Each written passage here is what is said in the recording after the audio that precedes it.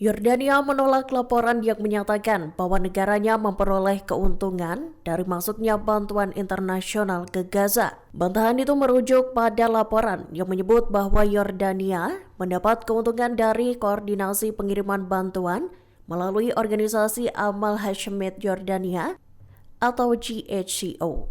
Diketahui organisasi tersebut merupakan badan resmi yang bertindak sebagai satu-satunya saluran bantuan yang melewati Yordania.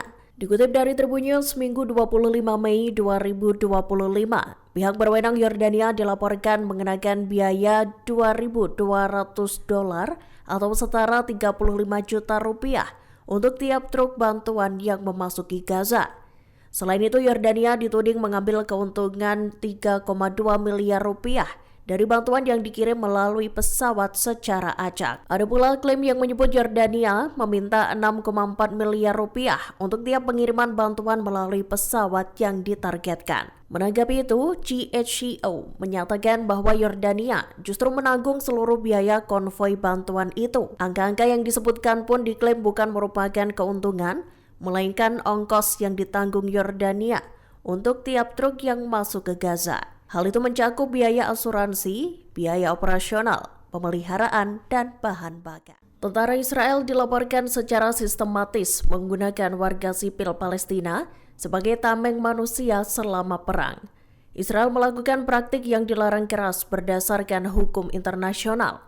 AP News melaporkan para warga sipil itu dipaksa untuk memasuki gedung, menggali reruntuhan hingga memeriksa terowongan. Para warga sipil itu dijadikan tumbal oleh militer Zionis untuk memastikan ada tidaknya jebakan Hamas. Dikutip dari Palestine Chronicles Minggu 25 Mei 2025, praktik tersebut sudah menjadi kegiatan rutin di seluruh unit infanteri Israel selama perang di Gaza. Para warga sipil itu bahkan diancam bakal dibunuh jika tak menuruti perintah tentara Israel. Seorang warga bersaksi bahwa dirinya dipaksa memakai seragam militer dan menggunakan kamera di dahinya untuk memasuki rumah-rumah terbengkalai. Mereka dikirim untuk memastikan apakah rumah-rumah tersebut bersih dari bom dan militan Hamas. Tentara Israel menggunakan istilah protokol nyamuk untuk menggambarkan operasi yang melibatkan warga sipil sebagai perisai manusia.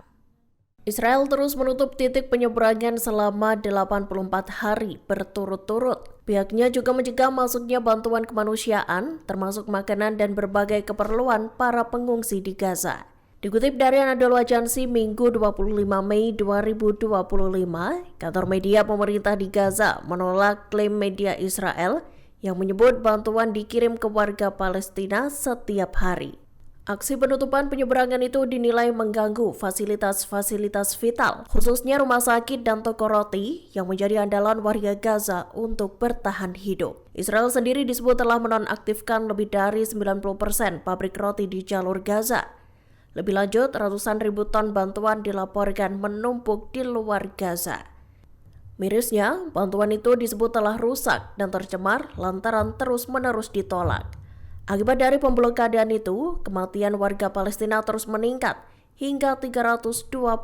Hamas mengecam permintaan anggota Kongres Amerika Serikat Randy Fine yang mengusulkan pengeboman di jalur Gaza. Pasalnya, ia menyerukan agar pengeboman itu dilakukan menggunakan senjata nuklir. Dalam sebuah pernyataan, Hamas menyebut bahwa seruan itu merupakan kejahatan besar. Usulan Randy Fine itu juga melanggar hukum humaniter internasional dan konvensi Jenewa. Dikutip dari Anadolu Agency, Minggu 25 Mei 2025, Hamas mencatat bahwa hal itu merupakan hasutan publik untuk menggunakan senjata pemusnah massal terhadap jutaan penduduk Gaza. Hamas menegaskan bahwa hasutan Fine merupakan seruan yang mengerikan. Diberitakan sebelumnya pada Kamis 22 Mei 2025, Fine menyatakan bahwa Gaza harus dibombardir dengan nuklir. Ia menyamakan hal itu dengan pengeboman kota Hiroshima dan Nagasaki di Jepang.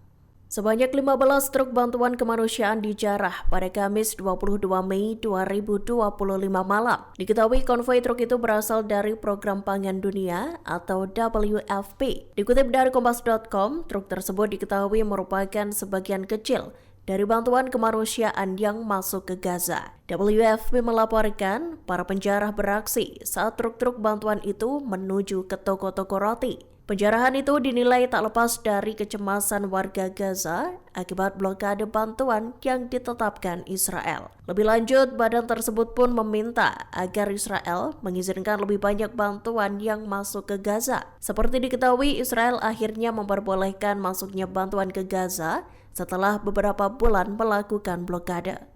Pada Rabu 21 Mei 2025, sekira 90 truk bantuan mengangkut tepung, makanan bayi, dan suplemen gizi memasuki jalur Gaza. Puluhan truk itu menandai masuknya bantuan pertama seusai 80 hari blokade diterapkan Israel. Militer Israel mengerahkan pasukannya secara besar-besaran di jalur Gaza. Hal ini menandakan peningkatan signifikan dalam kampanye militer Zionis melawan Hamas. Dikutip dari i24 News, Minggu 25 Mei 2025, pasukan pertahanan Israel IDF mengonfirmasi bahwa seluruh infanteri dan brigade lapis bajanya telah dikerahkan. Diketahui IDF turut mengerahkan unit elitnya seperti Golani, Paratroopers, Givati, Komando, Fir, dan Nahal. Selain itu, militer Israel juga mengirim brigade lapis baja ke-7, ke-188, dan ke-401 untuk memerangi Hamas. Sejumlah kecil pasukan cadangan pun turut dikerahkan dan bergabung ke divisi yang telah beroperasi sebelumnya.